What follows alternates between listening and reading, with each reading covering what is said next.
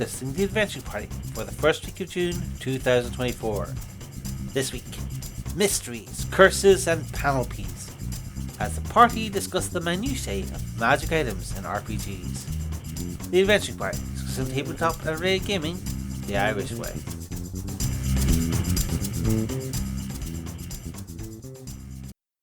Welcome to the party. I'm Warlord Scar.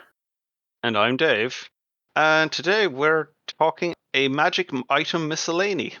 Yes, we've had episodes about magic items a few times in the past, but there's a few ancillary details of the special treasures we get in our adventures, the gaining of loot, and the management of the same. I mean, we can start off with the ever wonderful process of figuring out what your new magical sword or ruby or ring of ultimate power actually does. Yeah, I've been reading a lot of sword and sorcery RPGs lately, and a common theme seems to be very few magic items, but very powerful and very obviously powerful ones. Like if they're not actively talking to you, they're clearly something otherworldly or obviously powerful and unique things. But not every game goes with that vibe, and like in some settings, particularly more urban fantasy, things might look quite mundane. Yeah. There is, of course, the eternal question of do we have to detect magic on every rusty sword? Or will you automatically know a magic item by its blazing, glowing aura of pure dragon shard? Or do magical items stand out as, with glowing neon or impossible geometry or, made out of moonstones? Or can you literally just disguise a powerful dagger as a rusty knife? Provision over the entire episode. It's going to depend very greatly on the game that you're running and the vibes you're going for. But the point is, it is a question to ask. What is the process whereby players will go through their loot and determine what is useful and what is mere chaff for them to demand a magic item seller to buy it wholesale? Sure. I think this can be split into three parts. So first of all, materials, because magic items in an awful lot of settings that don't necessarily have a lot else in common. More often than not, there tends to be some difference in the materials, like rare metals, like mithril, adamantine, higher craftsmanship. More often than not, although not always, a magic item is going to be there's going to be something different about its construction. Materials or master craftsmanship and whatnot. Second question is how detectable is it that it is a magic item? That I think that's closer to what we were initially talking about.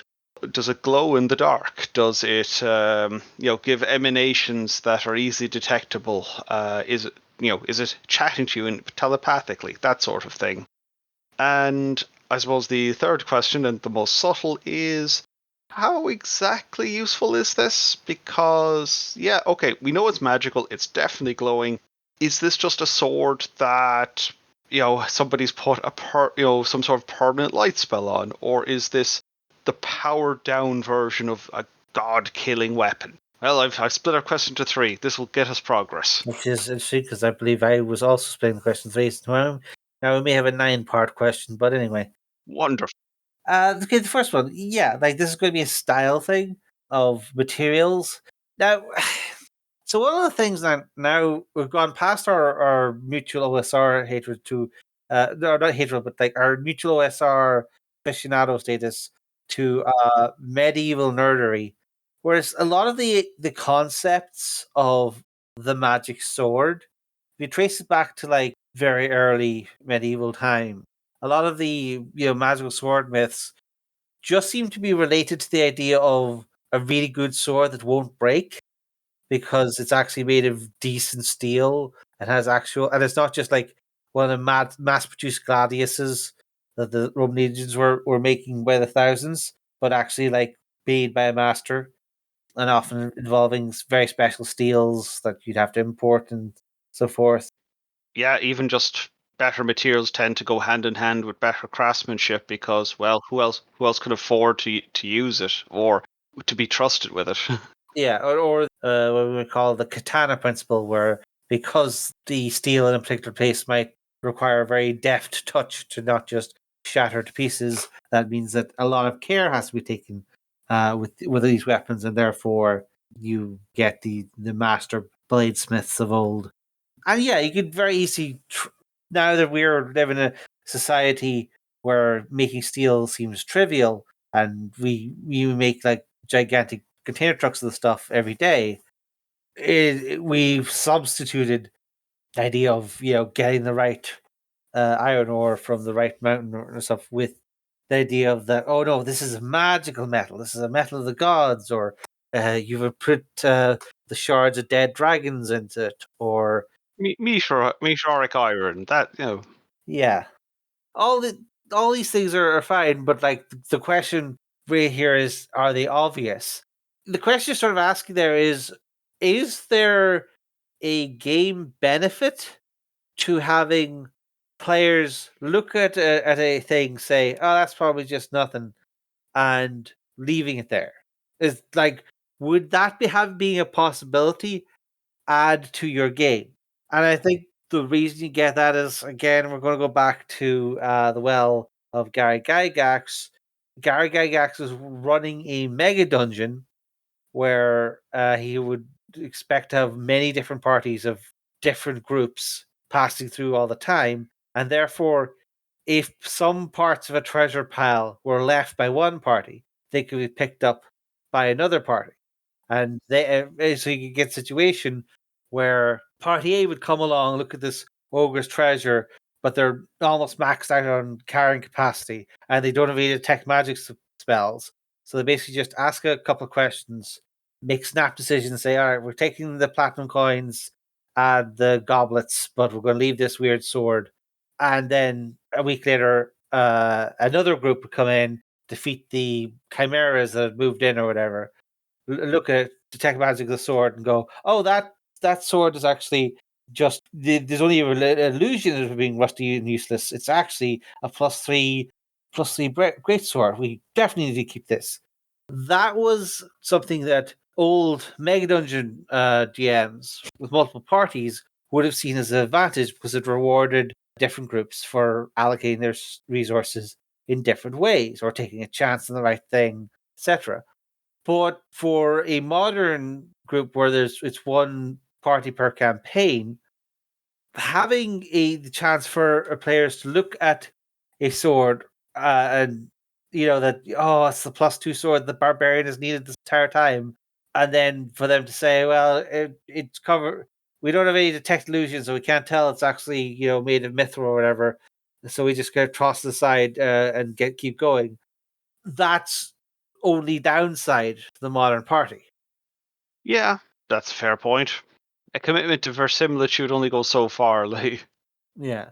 And there's a certain level of verisimilitude where mistakes can start to be made, but also you see some very weird and abstract hoops to jump through to detect some magic items in some old modules.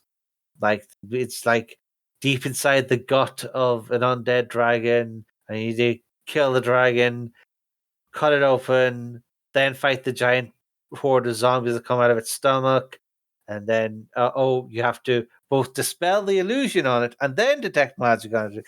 You know, if you're really dedicated to hiding treasures for treasure seekers that are really looking for a challenge or getting very pedantic about adamantine door hinges or what have you, you can come up with some really weird stuff, but you really have to check is that appropriate to the type of game I'm running? Now, all that being said, that doesn't necessarily mean that answers that's my opinion on the first question anyway. But the second question is does it call out to people? Does every +1 blackjack in existence have a weird magnetic field around it, which tells this will do +1 knockout damage to any trollkin? Like that's, I think, is a bit more of a flavor thing. Whereas I definitely think you should be able to tell at a glance, I like how much emanation, how much energy should something be giving off. Like it's not too meta to have essentially magic items say give characters a ping saying, "Oh, there is magical treasure in this room." I don't think that's actually too meta because you can justify it with, as you said, the power of magic being somewhat palpable. Our magic somewhat possible, but also there's massive incentive for player characters to get magic because in most systems, having a magic item is straight upside. And even in systems where magic items are a bit more of a mixed blessing, like where they might be artifacts of chaos, big C or little c, or be potentially cursed, the upside is still overwhelmingly there. Like and frankly, players tend to like shiny loot, like just as a general rule. Absolutely, absolutely. But again, it is down to this thing of like how much does your game get out of having people, let's say, dig? Is it going to improve your game to have the ambiguity of like, is this an important room? Should we pull up all the flagstones and knock out the ceiling to check for hidden things? Or would it be better to have, say, like, oh, you go to this room, you detect that it has both got a curse magic in it, foreshadowing that some kind of trap, but also that there is some blade magic here, perhaps a blade that is magical. It depends on your fiction. Like maybe magic is subtle, or maybe all humans have evolved a sixth sense to tell that when magic is afoot near them, or maybe just all adventurers gain it after their first dungeon or so. You could justify it in all kinds of ways. But my point is, it's rarely an automatic and clear thing. Like so, for a thing like you get fantasy settings where the hero is in the presence of a wizard or a dark blade thing. Like you see, oh, the hair stands on the back of their neck, or they start to see stars at the corners of their vision, or what have you. So it does happen. It's rarely maybe explicit, but you can easily make it explicit in order to help a game go along and say, all right, the past three dungeon rooms were just places to generate random encounters, but this room has something you have to pay attention to. That can make sense in game, as in, well, this is clearly a hidden shrine to the overgod. Like there's got to be something cool in here. Yeah, I guess this is a bit more optional, as I said. I do think it is something to consider, though. I think like, do you want to? Because otherwise, like you're going like, are you going to again, this is going to back to the structure of your game. Are you going to gain a benefit from false positives and false negatives on magical items being in a room? Or is it going to be helpful when the players become convinced there must be some magical treasure hidden here and they just sort of defile the temple of the good gods by mistake in their zeal? Like, is that going to help your narrative? Some GMs would love to have their players cursed by the gods for their hubris. They love that stuff. Some players would love it. Like Yeah, it's been, yeah, yeah, you absolutely, know what? That's fair. We made our choices and reaped the consequences. absolutely. But at the same time, if your game was based around heroes solving problems and they accidentally went the wrong room in the dungeon when they're looking for the sword of justice, that could be an issue. And again, what's to be gained from a false negative, where the room has treasure in it if they would but look, but they look inside and they don't have dark vision or the shadows aren't right for it, and they just sort of, oh, there's probably nothing there. Walk past, like because they're convinced that there's something ever like again, it's a question of like, do you gain anything from having people make mistakes this way? And that is a question for a GM and probably for players as well. How much do players like digging through the muck for their +3 broadswords? That's a preference question. And we can't give answers, but we can suggest that maybe you ask the question yourself. Look, like the real answer is whatever I think, and you're all wrong. But I'm too polite for that. Absolutely. What's the third question again? Figuring out that it is, yep, that is definitely a magical item. It's got the right glow and all that, but how powerful is it actually? How useful? Yeah, so this is, I think, one of the core of the question of the what is the process of figuring out what your magic item does? Because there's the kind of quasi narrative answer of it's going to depend an awful lot on whether you consider narrative and themes and vibes could be more important, or if mechanical clarity is going to help. Like one of the big, certainly one of the things that OSR people will complain about is how super convenient the identify spell is in the modern game, where it's like this one first level spell. Back in the day, it was like you had to spend 100 gold piece pearl the size of your fist and sacrifice it to the arcane forces to determine but one property of this magic item you just found. And it was just one property. Oh boy. Yeah, it was pretty tough, brutal. But now it's just cast it. You don't even lose the pearl. You can use the pearl any number of times. And yeah, it basically tells you everything about the magic item. I think, like, basically it just says if the GM doesn't want to tell you, I guess he doesn't tell you. That's sort of the rule zero. So I don't really think that's actually a useful thing. Come watch our, come listen to our episodes of as we go through the magic item list, the magic spell list for fifth ed. It's slow going, we admit, but that's the point. Is that there's too many magical spells in fifth ed. But we'll get back to that. So the identify spell in D&D has become more and more convenient as years have gone on, and I feel like that speaks to. I know there's a lot of people will blame fifth ed's weaker mechanics on laziness. I think I tend to feel more it's a matter of convenience as a factor, or is this like people aren't interested in the situation where they get a magic item, they can only tell the very basics of what it does. They're expected to pay however much for a sage to find the lost book of blades and find out exactly what sword it is, and can it use fireballs, can it summon the dead, or if you're in a more narratively inclined campaign, for the GM to reveal at a critical moment that actually this sword can launch fireballs and summon the dead, and it does so in a cool sequence that you didn't actually initiate. You were just sort of holding the sword at the time, Yeah. which is how it works in an awful lot of fiction. Don't get me wrong, where the sword will detect, or the character will just accidentally say the correct word at the correct time to unlock its true potential or what have you. But I don't know. I feel like the fifth ed identify spell sort of tells us that I don't think people are terribly interested in these sorts of outcomes where it's all a mystery until you either jump through hoops or play to the GM's narrative. I think people just want to say, this is what the sword does. Now you can use it. Yeah, I've seen rules for improving weapons through use or Yeah. unlocking them, like say legacy weapons or and that sort of thing.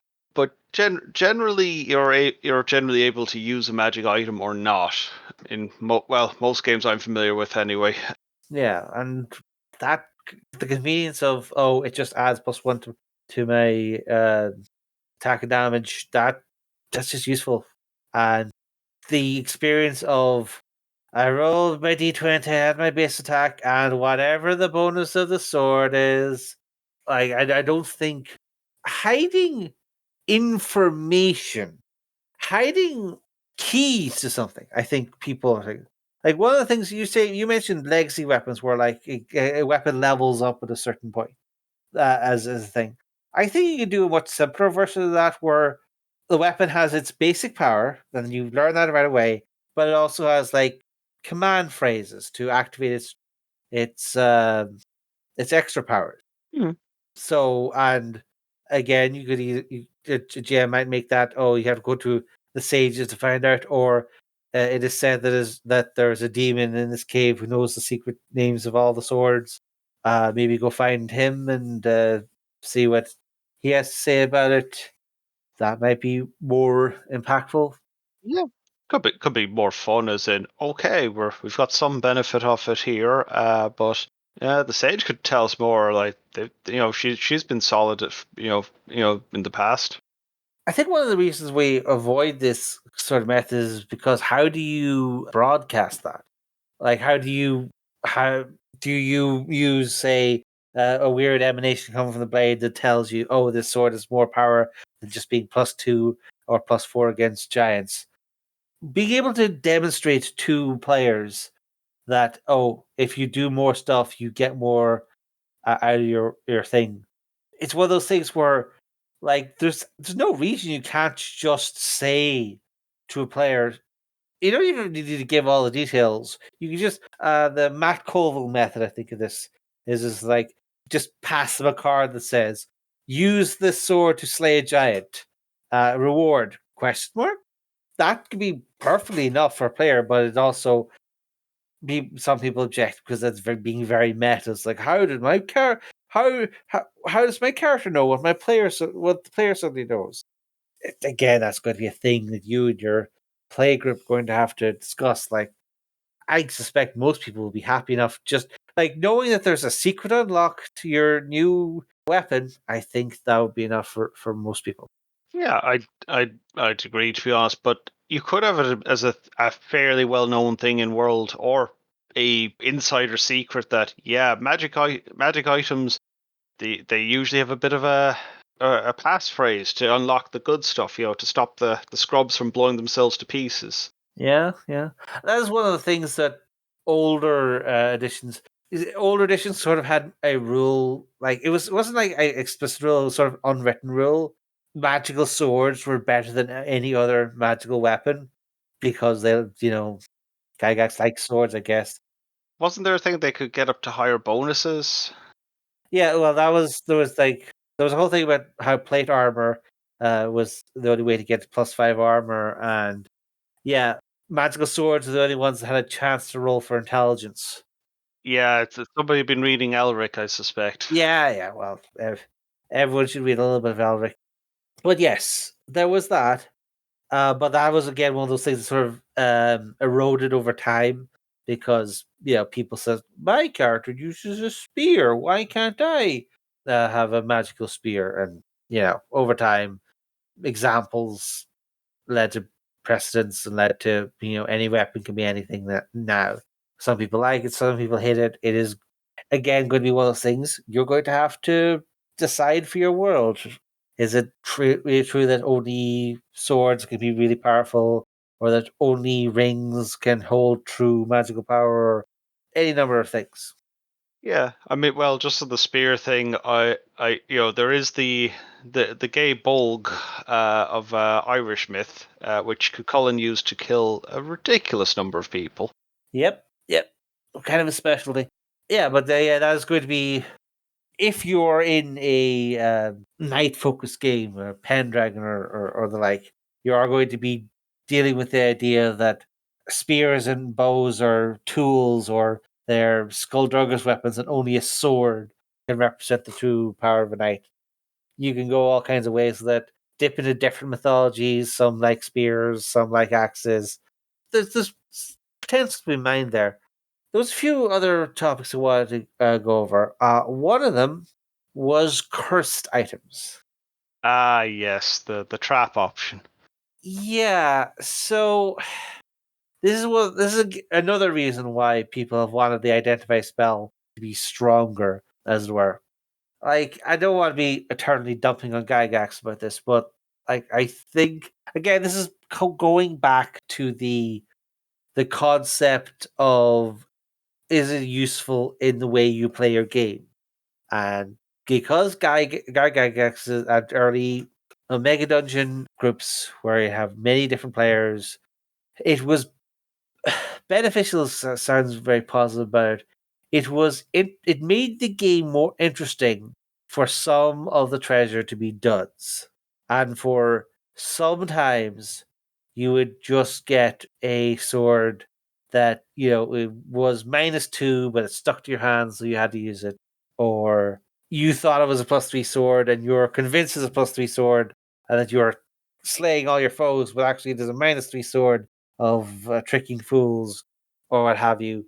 These were things that made it interesting in a game where a the expectation was after every dungeon session you would get your share of the loot and presumably have to just spend it, a whole bunch of it on expenses, healing up and getting all your curses removed.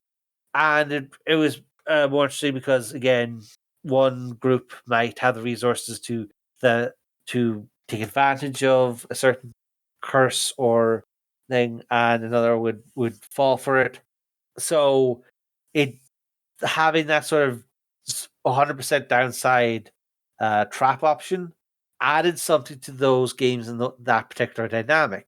But now we are living in the paradigm of the one party, one campaign, and having a thing where, oops, our early level adventurers have stumbled into a weird trap option. All right, so now we need to pause the campaign and trek for 2 weeks to the nearest city where there's a cleric high enough level to break the curse of the sword, and we're going to lose all of our treasure paying him. Yeah, no, brutal. How is it making the game more interesting? Just to have your fighter not have -2 to hit. I mean, I could see groups seeing it as a challenge, part of the challenge to avoid getting caught like that, but that is a stretch. Yeah. And I think that means that if you want to have cursed weapons in your game, and that's absolutely a thematical thing, or the thing about it is we can't just have a curse be treating a curse as just a run of bad luck really is not going to do justice. I think if you're going to have a curse, like curses in like classical ear times, actually, was a like one of the things was like the idea of curses as we call them now really comes down to like societal fear of societal rejection. They used to call it the evil eye, where if you wronged someone, they would there was a chance that as they glared at you, their anger would bubble up as a curse, and they would lay a curse upon you, and this would cause social ostracization, and you'd be turfed out of the village or the tribe, and starved to death in the wilderness. As is the mythological origin of these ideas. Ultimately, to try and get people to behave a bit, as Yeah, in, yeah, well, somebody might curse you. yeah, absolutely. Don't piss anyone off. That is how you get cursed. What I'm trying to say is that we don't engage with that sort of idea of a curse as a manifestation of malice anymore. Like the idea of a curse as like this living blight upon the way things are supposed to be. We just say, oh, it's a sword that makes you miss some, or a wand of fireballs where every 1 in 20 the fireball goes off at your feet.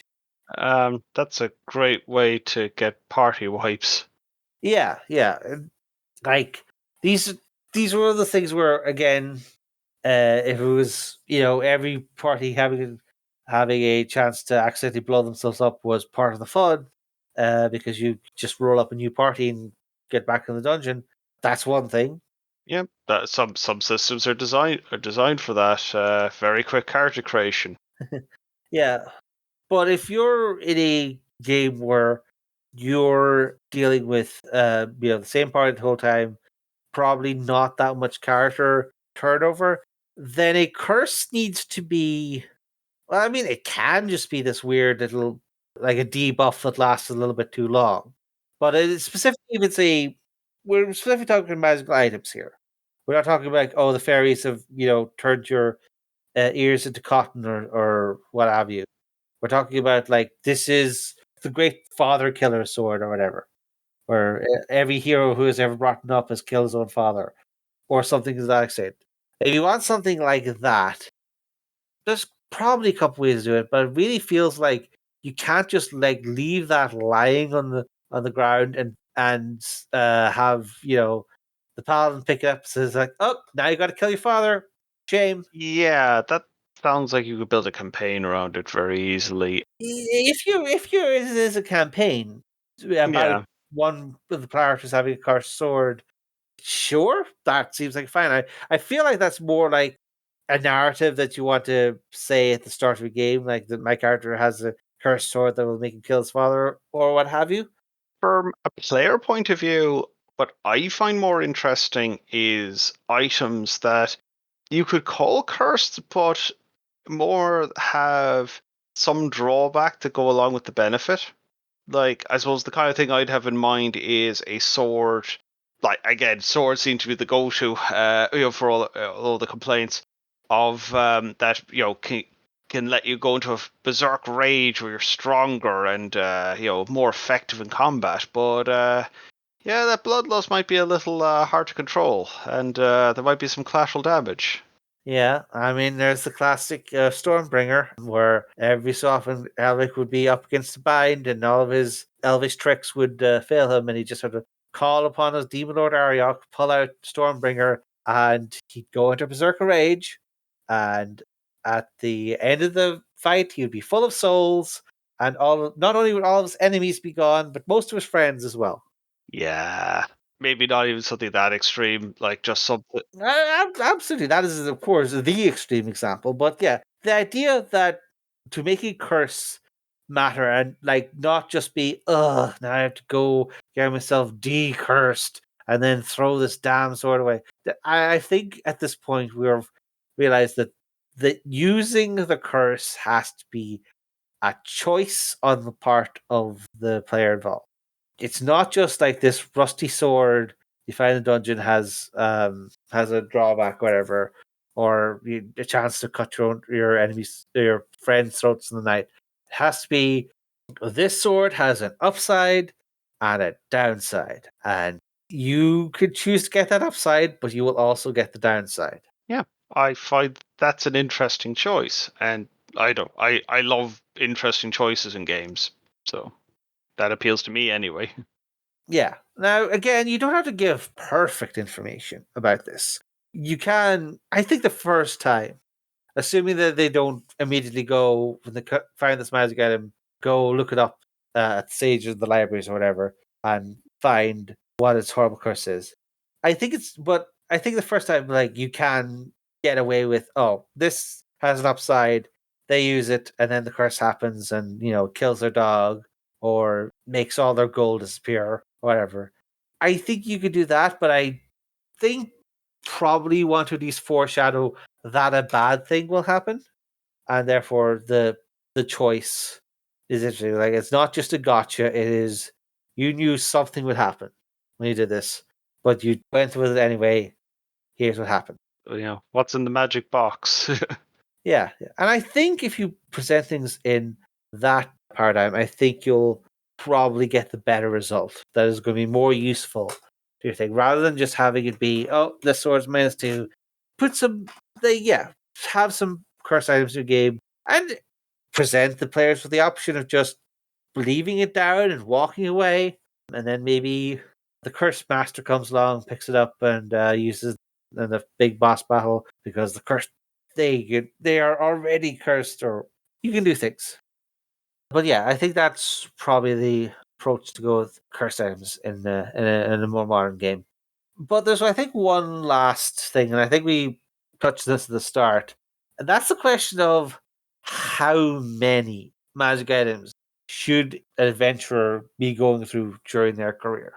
Assuming you're in a game where, actually, assuming what game you're in is sort of the problem here, because it is very much going to depend on the game. Well, if it's more cocky in sword and sorcery, well, there might be one, maybe two magic swords in the entire setting. Maybe. That is, that's absolutely an option if you're playing something like the Black Sword hack or games in that vein. Absolutely. Or you could go the other way and you have people will talk about the Christmas lights of third edition D&D or Pathfinder first edition.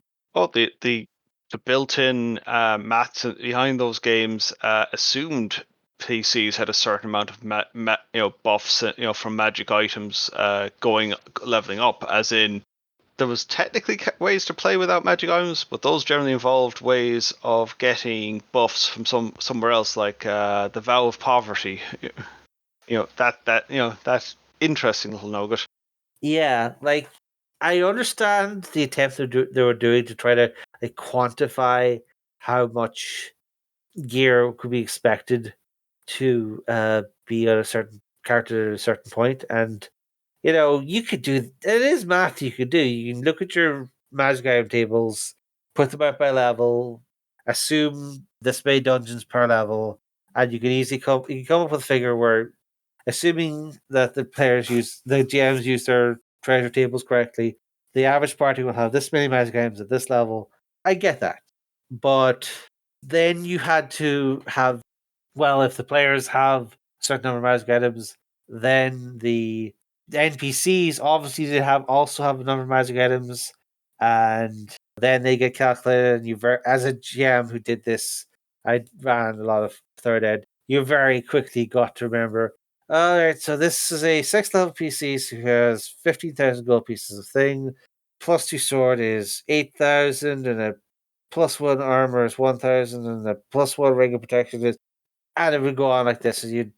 Oh, there was different types of bonuses, so you couldn't stack them a certain. Oh yeah, I'm having flashbacks with that running third edition. Thanks. Yeah. So it's not that weird when it turned with, and then of course there was the fourth ed. Thankfully, all the handling of NPCs was offloaded to the monster system, where you just assume that a monster was of a certain level, therefore would have certain levels of attacks, and you didn't have to include magic item bonuses. Like you just, but it had its own thing of different levels of magic items and when they how they upgraded, and it had its own problems. And so for fifth ed, they just sort of went with, we're going to assume you have no magic items and then just provide random treasure tables in the back of the Dungeon Master's Guide. The DM can hand out magic items as they see fit. Again, some people will say that's being a little lazy. Some people might say it's being a little too convenient for a GM or inconvenient if the players are demanding them. But it is a lot easier to manage when you know that even the highest level character only going to have 3 magic items and some potions and maybe a wand. Once you're at that level, like managing it all becomes a lot more simplistic and somewhat straightforward. But even that might rankle some people who point out that it's very rare for, let's say, a mythological hero to have more than one or two. Or like if you're Perseus, I think Perseus had 3 magic items. Yeah, you might be able to sneak in one or two very minor things like potions, maybe, but yeah, even those aren't terribly common in mythology. Yeah, and very often you'll just get up with like a character having 1 magic item and as their entire thing. Again, we are going to use the example of Elric. Trying to think of examples that aren't Murkoch. Yeah, but usually a character in those Ulkis will have one major item, maybe two. And some people say, well, that should be the vibe we're going for. An adventure should, a hero, so say, should only have one item, and even that should be hard fought. And then there's just the sort of mechanical thing of the, I don't want to call it a treadmill, but there is a certain level of progression built into DD where you have your increasing pluses of weapons, increasing level of spells on scrolls and wands, and sort of an idea that you're sort of going through your equipment. And each dungeon, like you could have a decent chance of expanding your equipment a certain way. Hmm. And in that case, you have this, as we might say, the advantages of having this treadmill or progression or something as a sort of inherent incentive to keep going and find more treasure.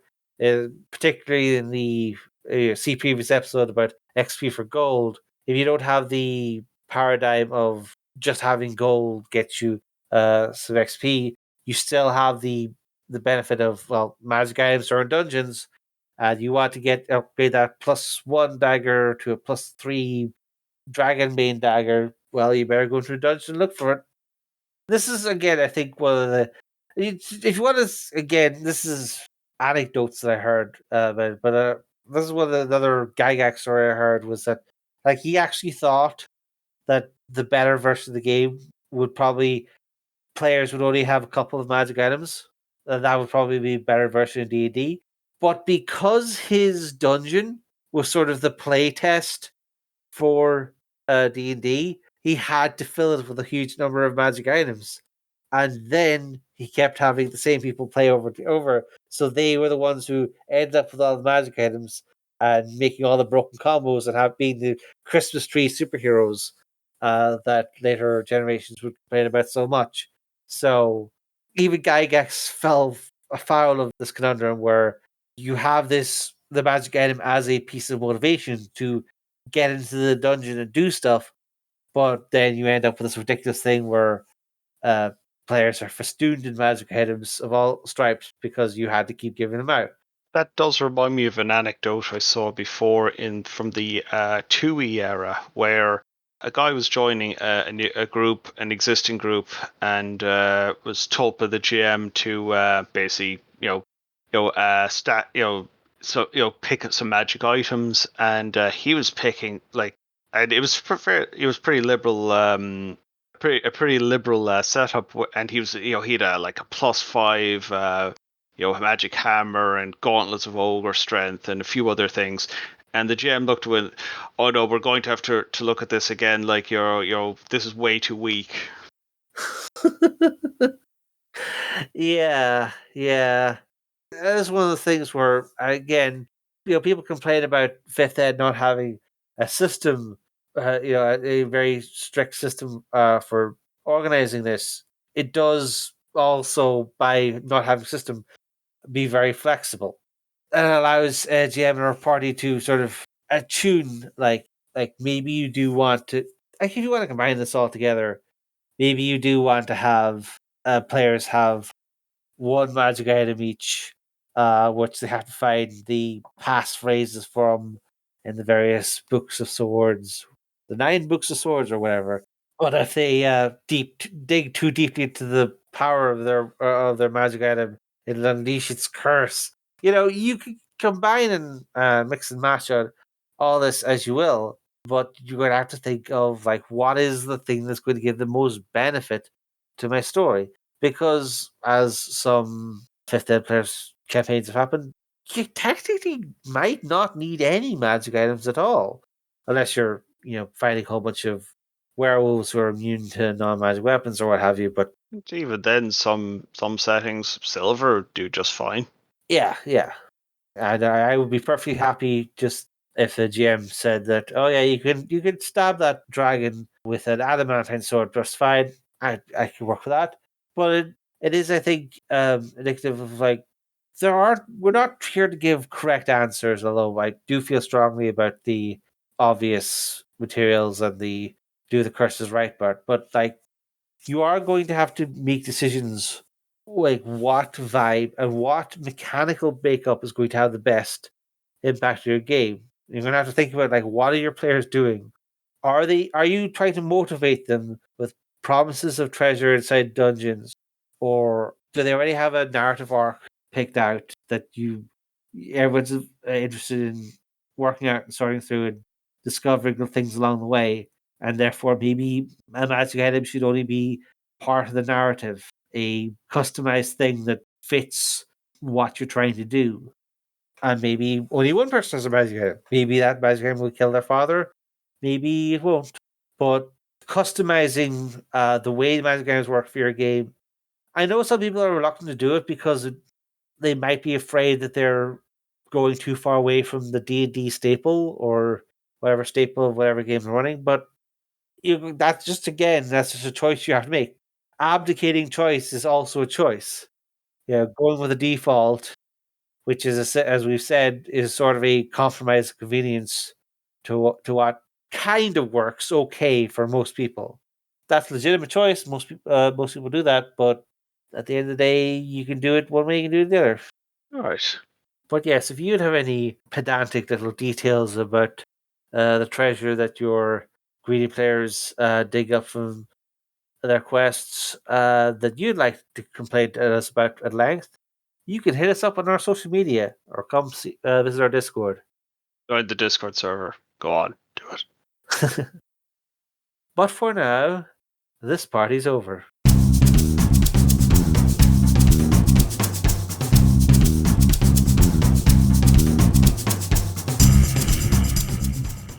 Thanks for listening to The Adventuring Party. You can find show notes and links to things we've mentioned at www.theadventuringparty.net and on our Facebook page. You can leave comments there or talk to our Twitter account at AdventuringPTY. Or you can record a voice message at www.speakpipe.com/theadventuringparty. We can also be contacted directly by email at party@theadventuringparty.net. If you'd like to be in touch with the party all the time, come join our Discord server, link in the show notes. The Adventuring Party is released under a Creative Commons Attribution Non-Commercial Share Alike 1.3 license.